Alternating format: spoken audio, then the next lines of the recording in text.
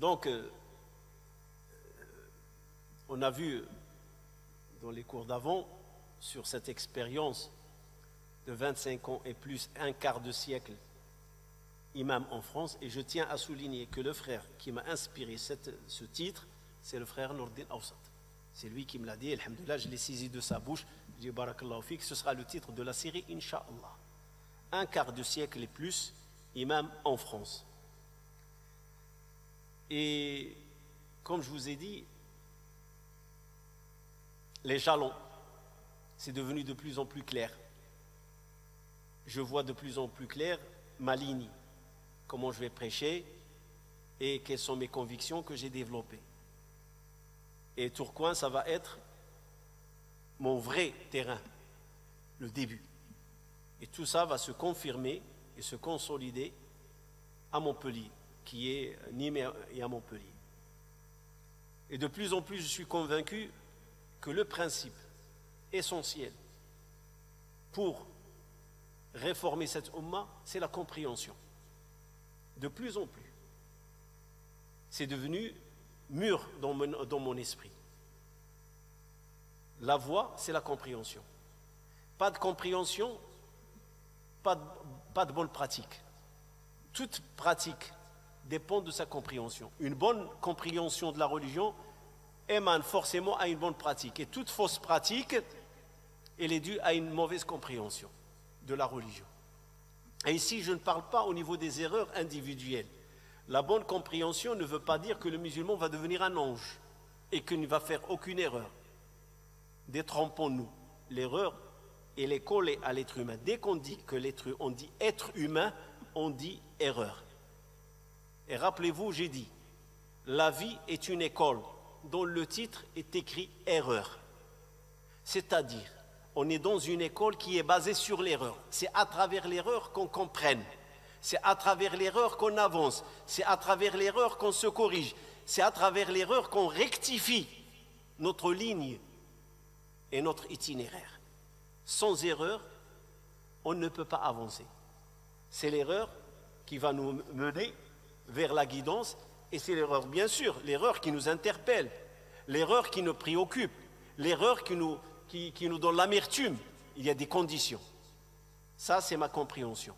C'est que l'islam est une religion de compréhension. Et une bonne compréhension va mener vers une bonne pratique. Une mauvaise compréhension va mener vers une mauvaise pratique. Alors maintenant, quel type de compréhension? Là maintenant aussi, il faut savoir quelle démarche dans la compréhension. Et c'est là qu'Allah subhanahu wa ta'ala m'a inspiré. C'est Allah subhanahu wa ta'ala, qui m'a montré la voie par laquelle je dois accéder à la compréhension. Et quelles règles de compréhension dois-je appliquer? N'oubliez pas que j'ai dit au début, quand j'ai commencé jeune, et j'étais interpellé dans un cercle que je vous ai dit, Chabiba, j'avais 13 ans, 14 ans, j'étais très jeune, au Maroc. Je vous ai dit, parmi les premiers livres, je ne parle pas du Coran, parmi les premiers livres, peut-être j'avais 14 ans, 15 ans, oui, je me rappelle. Le premier livre que j'ai lu et qui concerne la compréhension de l'islam et pourquoi je suis musulman et qui va commencer à m'ouvrir un petit peu l'horizon. Je comprends maintenant ce que ça veut dire musulman, malgré que ça n'a pas été grand-chose, mais ça m'a donné des idées.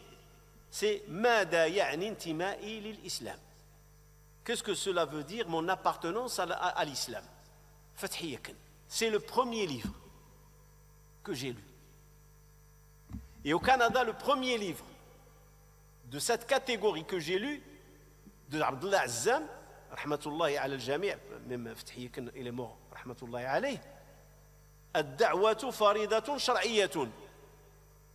La prédication est une obligation religieuse, est une obligation juridique, plutôt. Prédire l'islam, parler de l'islam, transmettre l'islam, expliquer l'islam, pas convertir les gens. Faisons la part des choses. Juste parler de l'islam. C'est quoi l'islam? Je dois parler de l'islam. Ce livre aussi, ça m'a beaucoup influencé. Comme quoi je suis musulman et je dois expliquer ma religion.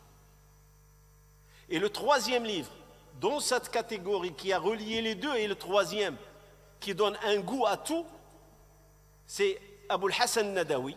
Il a un livre qui s'appelle Mada khasir al-alam binhitat al-muslimin.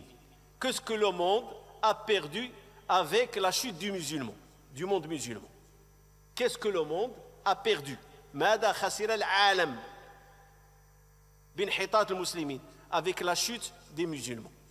Est-ce que le monde a perdu? Oui, il a perdu. Et il a expliqué qu'est-ce qu'il a perdu le monde. Et aujourd'hui, c'est flagrant. Aujourd'hui, de quoi on a besoin? On a besoin de certains dogmes d'éthique, de certains dogmes moraux. On a un problème dans la société. Et l'islam, il rapporte la réponse. Il rapporte ses dogmes, il rapporte ses valeurs, il rapporte ses principes. Et Abul Hassan Nadawi, il répond dans ce livre que le monde va regretter la chute de l'islam. Il va le regretter parce que ce qui va remplacer l'islam, ce sera une catastrophe. Et c'est ce qu'on est en train de vivre aujourd'hui. Donc, je peux mettre un axe. ماذا يعني انتمائي للإسلام؟ الدعوة فريضة شرعية. ماذا خسر العالم بانحطاط المسلمين. Ce sont trois livres qui ont eu un impact sur ma personne.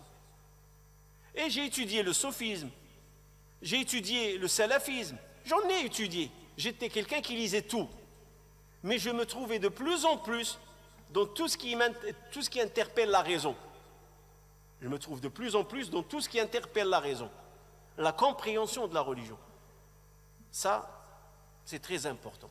On dirait qu'il y a une force, Allah subhanahu wa ta'ala veut me guider et veut m'orienter vers une voie. Et c'est pour ça que dans toute ma démarche, je ne présume pas que cette démarche, il m'appartient totalement. Je présume, et j'espère que je ne me trompe pas parce que ce sera catastrophique pour moi. Je présume que j'ai vu juste, que je suis aiguillé et qu'Allah subhanahu wa ta'ala m'a inspiré la bonne chose. Si c'est vrai, alhamdulillah, c'est par la grâce d'Allah subhanahu wa ta'ala. Si c'est faux, qu'Allah me pardonne. Si c'est faux, qu'Allah me pardonne. Autre chose, quand donc j'ai compris que c'est la compréhension qui compte. Comprendre la religion, c'est la base.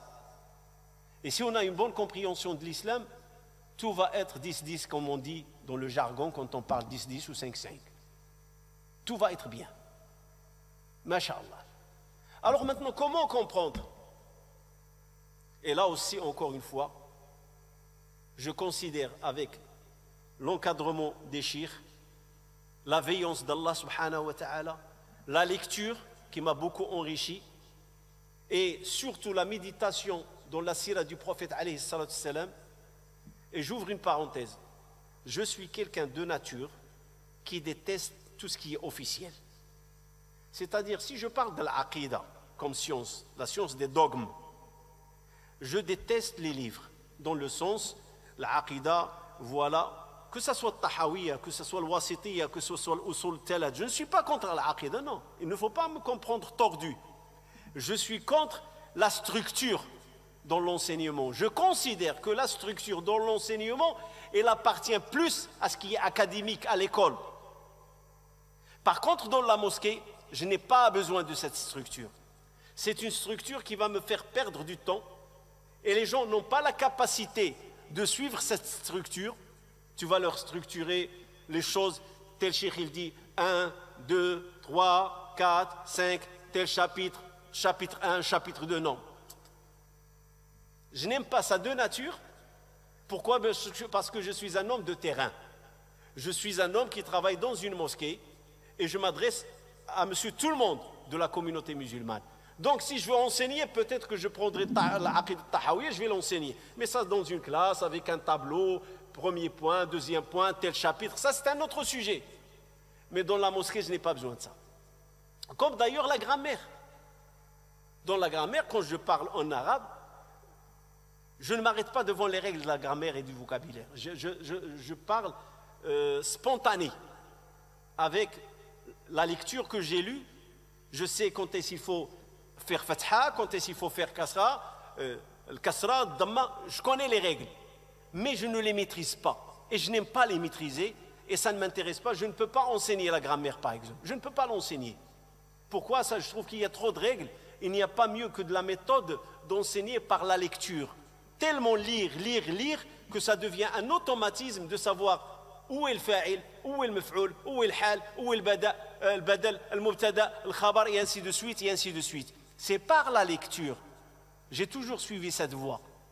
J'aime pas trop les règles. Pourquoi? Parce que je suis un homme de terrain. Et les règles, c'est académique pour enseigner. C'est sûr et certain que si je veux enseigner à quelqu'un la grammaire, je vais être obligé de prendre un livre de référence pour lui enseigner. Je n'aurai pas le choix de lui dire babul fa'il, babul fi'l, et ainsi de suite. Al-huruf, al-asma, al-kalimat, al-af'al. Je n'aurai pas le choix que de suivre ce qu'ils ont fait les autres pour enseigner. Mais sur le terrain, je parle à la masse. Et à la masse, je n'ai pas besoin de ces choses-là. Ça, c'est très important. Par exemple, dans ce sens-là, quand je parle, si vous constatez, je n'aime pas dire ilm al-tawhid. Je ne l'aime pas. On peut me le reprocher, mais je n'aime pas. Quelque chose dans mon cœur, il me dit non. Pas le rejet des acquis et des règles de ilm al-tawhid. Non. On a besoin de cette science. Mais dans ma façon de parler, quand je regarde le Coran, et quand je regarde la Sunna, et quand je regarde Sahaba, je trouve que le terme tawhid n'a pas d'existence. Et alors, tawhid était si important que impossible qu'il n'existe pas. Alors il faut fouiller, il faut chercher. Et quand j'ai regardé le hadith de Jibril, dans lequel il finit par la parole du prophète sallallahu alayhi wa sallam, qu'il faut bien souligner en rouge et en or et encadrer, c'est Jibril qui est venu vous enseigner votre religion. Et moi, je veux enseigner la religion à la masse. Qu'est-ce que je vais leur dire? Al-asma, al-sifat, al-dat. Non, je vais les faire perdre dans les détails. J'aime le terme utilisé par Jibril. Il a posé la première question au prophète sallallahu alayhi wa sallam, lui a dit, c'est quoi l'islam? C'est quoi l'islam? Et le prophète sallallahu alayhi wa sallam a répondu. Puis il lui a dit, bien sûr, je résume le hadith, je ne veux pas rentrer dans les détails, il lui dit, t'as dit vrai, tout ça, je ne sais pas, ce n'est pas le but. Puis la deuxième question, c'est quoi? Est-ce qu'il lui a dit, c'est quoi l'aqida? Non. Est-ce qu'il lui a dit, c'est quoi le tawhid? Non. Il lui a dit, c'est quoi la foi? Al-iman. Et je préfère le traduire comme tel. Al-iman. Et le prophète, sallallahu alayhi wa sallam, il lui a dit, an tu'mina billahi, Allah, wa malaikatihi, les anges, wa kutubihi, les livres, wa rusulihi, les messagers, et le dernier jour du jugement, wal qadari, khayrihi wa sharrihi, wa an tu'mina bil qada'i khayrihi wa sharrihi. Tu crois dans le destin bien que mal. Voilà ce qu'il lui a enseigné, les 6 choses que nous tous on connaît. La 5e, le dernier jour du jugement, et le 6e, le destin. Où est le terme tawhid? Il n'y est pas. Et moi, je préfère retourner et dire, comme il a dit, le prophète sallallahu alayhi wa sallam, qui est mon enseignant. C'est l'ange Gabriel qui est venu vous enseigner votre religion. Et l'ange Gabriel, il était clair dans ses questions. Il y en avait 4. 4 questions. La 4e, il contenait 2 branches. Il lui a posé la question sur l'islam, la question sur la foi, l'iman, la question sur l'ihsan, le perfectionnement, et il lui a dit quand est-ce la fin du monde? Et quand il lui a dit ni toi ni moi on est en connaissance, il lui a dit alors c'est quoi les signes de la fin des temps? C'est quand la fin des temps? Il lui a dit ni toi ni moi. Celui qui pose la question et la personne à laquelle on a posé la question, les deux ne la connaissent pas. Alors il lui a dit quels sont les signes? Et le prophète il a répondu voilà quels sont les signes. Et quand il est parti, il a dit interpellez-le, ramenez-le. Et quand ils sont sortis, ils n'ont rien trouvé. Il leur a dit c'est Jibril. Ils ont dit vous savez c'est qui? Ils ont dit non, on ne sait pas. Allah et son messager se connaissent mieux. Il a dit c'est l'ange Gabriel qui est venu vous enseigner votre religion. Et moi personnellement, c'est dans mon itinéraire, beaucoup de gens peuvent le remarquer, la question de tawhid, je n'aime pas. Pour moi, ce sont des termes qui sont des termes académiques, c'est pour enseigner dans un cahier, sur un tableau, mais je préfère le terme, parce que si vous regardez le Coran, vous ne trouvez pas tawhid. Si vous regardez la Sunna, vous ne trouvez pas tawhid. Je mets au défi, je l'ai déjà fait, personne ne m'a répondu. Et subhanallah, Une fois, un monsieur m'a répondu, un jeune, il m'a répondu, il m'a ramené comme quoi il y a des gens que de la Ummah de Muhammad sallallahu alayhi wa sallam, ils vont être dans l'enfer. Et c'est écrit Ahlul Tawhid. Je dis alhamdoulilah, tu viens de dire Ahlul Tawhid dans l'enfer. Je dis c'est contre toi, c'est pas contre moi. Parce que là, il a cité un groupe qu'il va se trouver à l'enfer malgré qu'il faisait partie du groupe de Tawhid. Je crois que le hadith il se trouve dans le Sunan Abu Daoud. Et je dis alhamdoulilah, c'est en ma faveur contre toi. Je préfère utiliser les termes qu'il a utilisés le prophète sallallahu alayhi wa sallam. Ce qui me ramène à dire quoi? Ce qui me ramène à dire c'est quoi la compréhension qu'on doit enseigner aux musulmans. Quel type de compréhension? Et l'enseignement efficace, rentable et court. Alors vous avez deux possibilités. Soit que vous vous concentrez sur les bases de la compréhension, on comprend la religion à sa base ou dans ses bases, ou soit que vous allez perdre du temps à expliquer chaque détail de la religion. Par exemple, pourquoi Allah il a interdit le porc?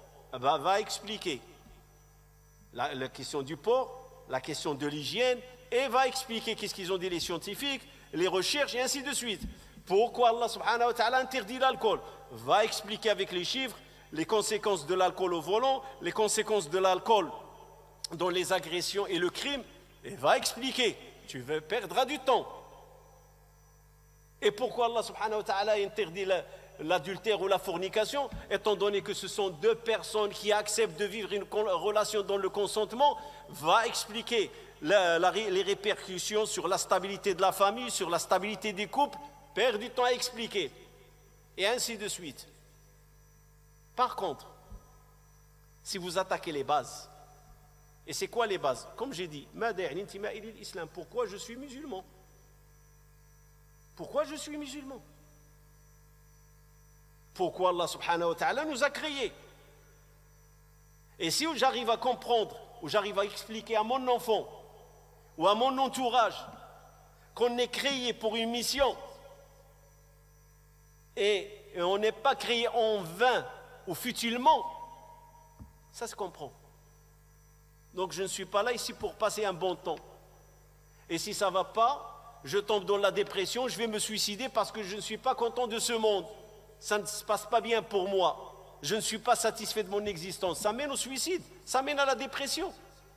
Par contre, si je te dis, tu es créé dans ce cadre de monde pour l'épreuve, à la base, on est tous éprouvés. Il n'y a pas de différence entre grand, petit, mâle, femelle. Que tu sois un homme, ou tu sois une femme, ou tu sois une jeune fille ou un jeune garçon, on est tous créés pour être éprouvés. C'est la règle de base. Ça, c'est au sol. J'explique les raisons de la création. Allah nous a créés pour l'adorer. Allah nous a créés pour entreprendre la démarche vers lui. C'est le but de la création. Ça, c'est l'asl, c'est les bases. Et je ne vais pas rentrer dans les détails. Les détails, tu ne peux pas satisfaire parce que, comme on dit, un train cache un autre. Une question ramène une réponse. Et une réponse ramène une question. Ça ne finira jamais. Et vous savez, le côté juridique, il est large. Il est large. Pourquoi Allah il a autorisé à l'homme de ne pas porter le voile et il n'a pas autorisé à la femme de découvrir la tête? Pourquoi Allah subhanahu wa ta'ala a distingué entre le mâle et la femelle? Tu peux tomber sur un tordu comme Nawal Saadawi qui vient de quitter ce monde, il va te dire pourquoi Allah est masculin. Et voilà, ça ne finira pas. Et des autres hommes, supposons que c'est le contraire. Allah, il a demandé à la femme de ne pas se couvrir et il a demandé à l'homme de se couvrir. Alors les hommes vont te dire, Allah, il est féminin. Astaghfirullah al-azim. Pourquoi il dit à celui-là, il ne dit pas celui-là, qu'Allah nous pardonne. Et on va tomber dans le délire. Pourquoi? Parce qu'on perd du temps dans les détails. La question, c'est la base de la foi. Et la base de la foi, c'est ce qu'il faut enseigner. C'est les bases. Vous savez, il y a un livre qui m'a beaucoup influencé. J'ai parlé de 3 livres, mais sur la méthode de l'enseignement, il y a un livre qui a beaucoup influencé dans le cadre de la da'wah, de la voie de la da'wah. C'est un livre qui est du poids lourd. C'est un livre chef-d'œuvre. Il s'appelle Al-Muwafaqat, les concordances. L'imam Shatibi. Mais vous savez, quand Shatibi parle des finalités, il parle de l'islam qui contient 3 finalités. L'islam, dans son regard et dans ses lois, c'est ce qu'on appelle la charia, il a 3 finalités. Quand il a cité les finalités, Il a cité des conditions pour préserver ses finalités. Et quand il a parlé de ces trois choses, il a dit, ça c'est dans le chapitre قصد الشارع من وضع الشريعة ابتداء. La finalité d'Allah subhanahu wa ta'ala, c'est lui qui statue, Allah subhanahu wa ta'ala. قصد الشارع, celui qui a statué, c'est Allah. La finalité à travers cette constitution ou ce statut qu'il a statué à travers l'islam, c'est quoi? Premièrement, au départ, il pose la question.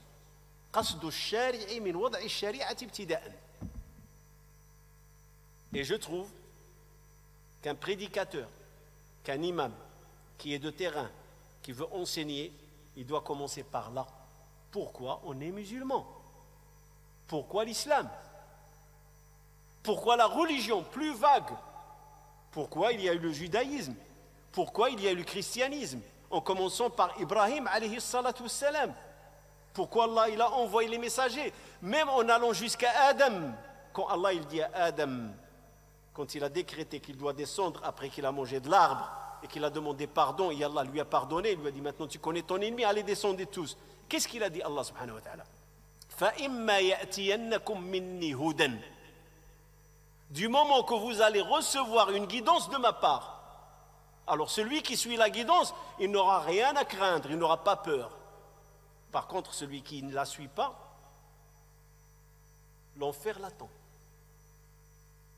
Voilà, c'est clair. Dès le départ, Allah subhanahu wa ta'ala, quand il a créé Adam, il lui a dit, voilà, ta mission sur terre, suivre ma guidance. Pourquoi Allah ta guidance? Parce que c'est elle qui va te rendre heureux sur terre. Cet univers, c'est moi qui l'ai créé. Et tu vas aller résider dans un univers que c'est moi qui ai créé, et c'est moi qui sais qu'est-ce qui en est, où est le bien et où est le mal pour toi. Subhanallah, j'achète une télé, ou j'achète un ordinateur, ou j'achète un appareil, j'ai besoin de ce qu'on appelle le guide d'utilisation. C'est ce qui va me permettre d'exploiter l'appareil. C'est ça la guidance. La guidance, c'est ce qui va te permettre d'exploiter ton existence sur terre positivement et non négativement. C'est ça l'existence sur terre. Pourquoi tu es là? Ça, c'est ce que je dis. Il faut se baser au sol. Et le furu' viendront automatiquement. Si tu donnes une bonne formation sur les bases, tu n'auras rien à craindre sur les branches. Tu as bien entretenu les racines, tu les as bien arrosées, je te le jure que tu auras des bons fruits. Tu n'entretiens pas les racines, et tu ne veilles pas sur les racines, et tu laisses les mauvaises herbes, tu n'arroses pas, tu nettoies pas, tu n'entretiens pas, n'attends pas à avoir des bons fruits, une, et ne sois pas étonné si tu en as des mauvais fruits, deux. Et c'est la même chose la foi. Il faut commencer par les bases et par la racine enseignée. C'est ce qu'il a dit Shatibi. Deuxième point, ce que j'ai appris de Shatibi, qui est le chapitre suivant. Hadihi shari'atu ummiyya. Cette religion, ou ce statut, ou la religion sur laquelle Allah il a statué, il a envoyé Muhammad sallallahu alayhi wa sallam avec, est une religion analphabète. Cela ne veut pas dire que c'est une religion qui n'est pas une religion de science, ou une religion qui n'a pas de sens, ou une religion qui ne respecte pas la science. Il a voulu dire le contraire. C'est-à-dire, apprenez à vous adresser aux gens selon leur niveau. Allah subhanahu wa ta'ala, il dit, c'est lui qui a envoyé parmi les analphabètes un comme eux. Ici, les analphabètes, c'est ceux qui ne savent pas lire et ne savent pas écrire. Ils avaient une raison, ils étaient intelligents, ils faisaient du commerce, ils avaient leur statut, ils avaient leur religion, ils avaient leurs convictions, et ils croyaient ce qu'ils faisaient, eh bien, ils l'ont hérité de leurs ancêtres. Mais ils ne savaient pas lire, ils ne savaient pas écrire. Et le prophète, il faisait partie d'eux. Parce que s'il se distinguait d'eux, ils vont lui dire, t'es un homme cultivé, tu te sens plus élevé que nous. Non, il était comme eux, sauf qu'il n'a pas participé à leur égarement. Il ne s'est pas associé avec eux à leurs adorations. Et quand il a commencé à leur parler, il a parlé avec eux avec un langage qu'ils ont compris. C'est pour ça qu'impossible que le prophète sallallahu alayhi wa sallam, il a été cherché dans les livres. que ce soit le judaïsme, que ce soit le christianisme, peu importe, parce qu'ils lui ont dit ils l'ont accusé d'aller puiser dans d'autres livres. C'est impossible. Parce que ce qu'il disait, il était audible. Il était compris par eux. Ils l'ont compris. Il s'est adressé à eux avec le langage qu'il maîtrisait. Et c'est pour ça, quand tu fais la da'wah dans une mosquée, tu es dans le terrain, tu n'as pas le droit à planer dans les cieux, et la masse, elle est à un autre niveau. Ça, c'est la deuxième des choses que j'ai compris du Kitab al-Muwafaqat, le deuxième chapitre. Ash-shari'atu ummiyya, c'est-à-dire il faut que tu sois un homme de terrain. Et quand tu t'adresses à ta communauté, adresse-toi à ta communauté avec le niveau qu'elle comprenne, que ma communauté comprenne, que les gens comprennent. Et c'est pour ça que je vous ai dit, je n'aime pas ce qui est dans les livres classés. Ça ne marche pas dans la mosquée. Ça ne marchera pas. Parce que ça, c'est académique. Il faut un stylo, il faut un crayon, il faut un tableau. Ça, c'est de l'enseignement. Mais dans le cadre de la da'wah, il faut être un homme de terrain. Et là, je vais soulever un exemple avec lequel on clôturera ce soir, Inch'Allah, pour vous dire, c'est l'enseignement de base. Si vous avez des bonnes bases, vous n'aurez pas à expliquer, à détailler. Ça y est, on est soumis. Tu t'es soumis, je me suis soumis. C'est ce qu'elle a dit la reine de Saba avec Sulaiman. Aslamtu li Sulaiman, ma'a Sulaiman lillahi rabbil alamin. Je me soumets avec Sulaiman à qui? Au Seigneur des univers. Il n'a pas dit je me soumets à Sulaiman. Pourquoi? Parce qu'il l'a attaqué dans la racine, dans les bases. Oui, ça c'est une belle histoire. Un jour, j'ai déjà parlé de l'histoire de Sulaiman et la reine de Saba. Elle est belle parce qu'elle parle des bases. Comment Sulaiman il a attaqué la base pour lui faire comprendre qu'elle est dans le tort en adorant le soleil. Parce qu'elle brille, parce qu'elle est forte, vous l'avez adorée.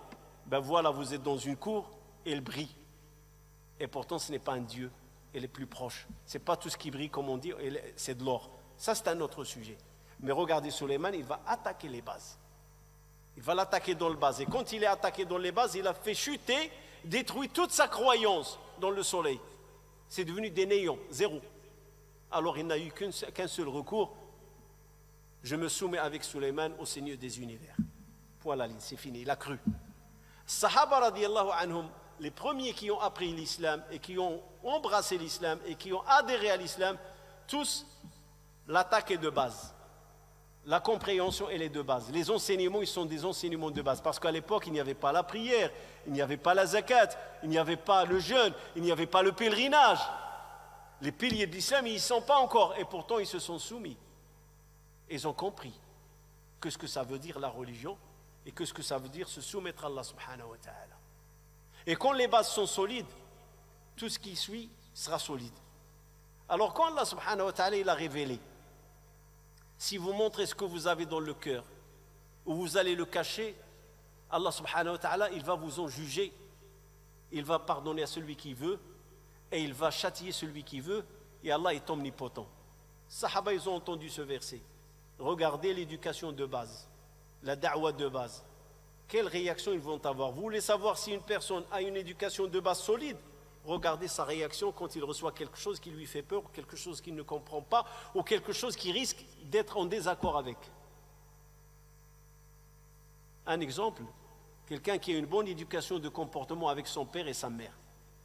Et il va entendre de son père ou de sa mère quelque chose qu'il ne va pas aimer. Comment il va réagir? S'il a une bonne éducation, un bon musulman, un bon comportement, il va venir voir son père avec tête basse, pas avec les yeux dans les yeux, tête basse. Barakallahu fik al-walid, je n'ai pas compris. Poli, respectueux, soumis à son père et à sa mère. Il va les respecter, il ne va même pas les regarder les yeux dans les yeux. Ce n'est pas comme les jeunes aujourd'hui. Il parle avec son père et sa mère comme ça, les yeux, il veut. Parfois, mettre les doigts dans les yeux de leurs parents. Tellement qu'ils sont agressifs avec les parents. Parce qu'il n'y a pas d'éducation de base, de la foi, de l'aqida, comme j'ai dit, qui montre qu'il y a une éducation et qu'il y a un respect des parents. Et qu'est-ce que ça veut dire les parents? Parce qu'on va trop dans les détails. Écoute ton père, obéis à ta mère. C'est les détails ça. Mais il faut donner une éducation de base dans la relation entre père ou entre les parents et les enfants. C'est une éducation de base. Qu'elle soit enracinée. Comment on se comporte? Pourquoi se comporte avec les parents? Et quand on sait le pourquoi, du respect des parents, on sait qu'après, il faut leur parler doucement, il faut baisser le regard, il faut les respecter. Ça devient automatique. As-Sahaba, quand ils ont reçu ce verset, ils sont venus voir le prophète sallallahu alayhi wa sallam, ils se sont agenouillés sur leurs pieds. Et donc, ils ont dit, prophète d'Allah, voilà ce qu'Allah il a révélé. Sous-entendu, ça y est, on est cuit. Tous, on va aller à l'enfer. Si Allah nous juge sur les sentiments internes, sur les pensées internes, chacun de nous, il a des mauvaises pensées. On n'est pas des anges. Qui d'entre nous ne pense pas avoir une belle maison, de l'argent, une bonne famille, une belle épouse, des bons enfants, tout béni dans l'huile, tout 10, il n'y a aucun problème, problème zéro. Tout qui? Juste penser de la sorte, problème zéro ou risque zéro, déjà on n'est pas conforme avec l'islam. Car l'islam nous enseigne, je vous ai créé pour vous éprouver. Et nous, on ne veut pas être éprouvé. Donc ça, en lui-même, c'est un péché, c'est on rejette ce qu'Allah subhanahu wa ta'ala a décrété pour vous éprouver. Et sous-entendu, si je suis éprouvé, je peux dire au fond de moi, pourquoi Ya Rabbi moi? Pourquoi pas lui? Donc je remets le destin d'Allah en question. Et je ne suis pas d'accord avec le destin d'Allah. Ça, c'est au fond. Mais on ne le montre pas. On dit Astaghfirullah al-Adim, et je dis Astaghfirullah al-Adim, je vais faire mes ablutions, je vais prier au 2 rak'at, je vais dire Ya Rabbi, pardonne-moi, j'ai dérapé au fond de moi. Mais là, le verset, qu'est-ce qu'il dit? Montrez-le ou cachez-le. Allah vous en jugera. Il pardonnera celui qui veut et il mettra en enfer celui qui veut. Il châtiera celui qui veut. Et Allah est omnipotent. Donc c'est que oui. Ils sont venus voir le prophète alayhi salatu wassalam. Pas pour négocier, mais pour dire qui va supporter ça. Ils ont dit Ya Rasulallah, Allah a exigé qu'on prie, on a prié, jeûné, on a jeûné. On a fait le djihad, on a combattu le Qurayshite, tout ce qu'Allah a exigé de nous, on l'a fait. Mais celle-là, elle nous dépasse. Qui d'entre nous n'a pas des pensées internes et ce sont des pensées tordues? Qui? On va dire la jalousie est interdite. Et penser jaloux, c'est illicite. Mais il y en a qui pensent tous, on pense, toi tu as des problèmes et l'autre frère n'a pas de problème. On devient jaloux quelque part. Toi, ton commerce il a fonctionné, moi mon commerce n'a pas fonctionné. Ben, je dis pourquoi lui il a réussi, pas moi. Et ainsi de suite. Donc on a tous des choses intérieures qui nous interpellent. On se compare aux autres. Parfois on regarde notre vie, on dit mais qu'est-ce que j'ai fait dans cette vie? Et parfois on exprime un mécontentement à l'intérieur. Et tout ça envers le destin d'Allah subhanahu wa ta'ala. Et vous savez, l'éducation de base, qu'est-ce qu'il a fait le prophète sallallahu alayhi wa sallam? Il a dit attention, faites gaffe. Ne dites pas comme ils ont dit le peuple d'Israël à Moussa. Qu'est-ce qu'ils ont dit le peuple d'Israël à Moussa? Quand il leur a demandé de faire, que ça soit égorger la vache, que ça soit rentrer dans le village, la cité de Jérusalem, Beit al-Maqdis, que ça soit, ils lui ont toujours dit quoi? On ne fait pas. Toujours. Sami'na wa asayna, on a bien entendu, mais on n'exécutera pas. Ils ont toujours négocié, ils ont toujours rejeté, ils ont toujours négocié. Le peuple de Moussa, toujours. C'est ce qu'il dit le Coran. Ils ont toujours rejeté et négocié les ordres de Moussa. Alors il leur a dit, ne dites pas comme ils ont dit le peuple d'Israël ou les enfants d'Israël à Moussa. Sami'na wa asayna, on a entendu mais on ne va pas obéir. Mais dites plutôt, Sami'na wa ata'na, on a entendu et on va obéir. Vous savez ça veut dire quoi? Ça c'est le travail de fond. Et c'est quoi le travail de fond? C'est que tout musulman doit savoir que la question du paradis ne dépendra pas de mes actions, dépendra de la miséricorde d'Allah.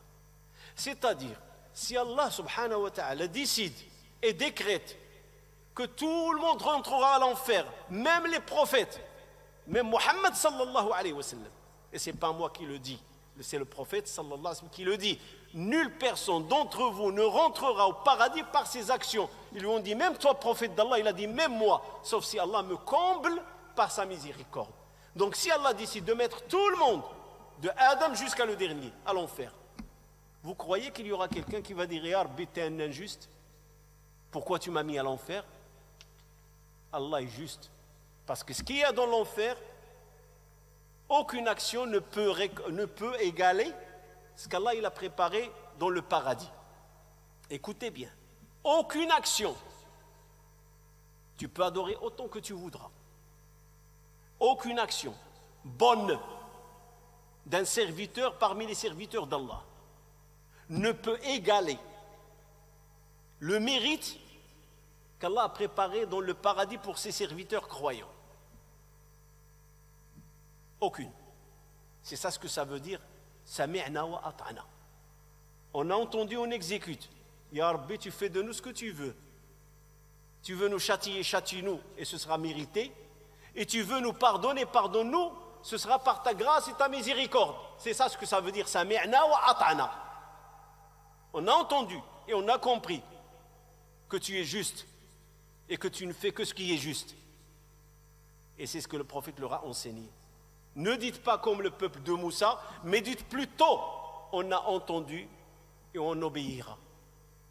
Une fois qu'ils ont dit cette phrase, Jibril il était avec le prophète sallallahu alayhi wa sallam, il regarde le ciel, il dit à Muhammad sallallahu alayhi wa sallam, deux portes, ils sont en train de craquer, ou de claquer, deux portes, grisouiller, deux portes, on les entend grisouiller, s'ouvrir. Il lui a dit, ces deux portes jamais n'ont été ouvertes, depuis qu'Allah les a créées. Et qu'est-ce qui descend de ces deux portes? Les deux derniers versets de l'Baqara. Regardez les bases de la foi, ce qu'on appelle les bases de l'iman, ce que certains appellent le tawhid.